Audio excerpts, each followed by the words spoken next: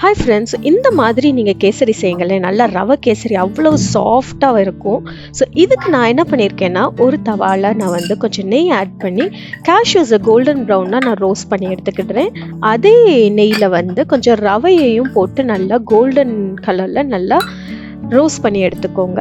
அந்த ரோஸ்ட் பண்ண ரவையோட நல்லா சூடாக உள்ள கொதிக்கிற தண்ணியை நீங்கள் வந்து ஆட் பண்ணிக்கோங்க. Double the amount of 2.5 cups கூட நம்ம ஆட் பண்ணிக்கிடலாம்.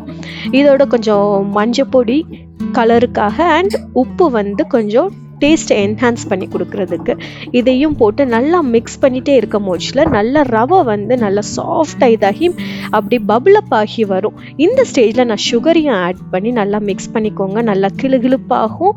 அதுக்கப்புறம் லைட்டாக வந்து திக்கன் ஆக ஆரம்பிக்கும். இந்த ஸ்டேஜில் கொஞ்சம் நெய்யும் ஆட் பண்ணி கொஞ்சம் டாஸ் பண்ண அந்த கேஷ்யூயும் ஆட் பண்ணோம்னா நம்மளுடைய ரவா கேசரி சூப்பராக யம்மியாக ரெடி.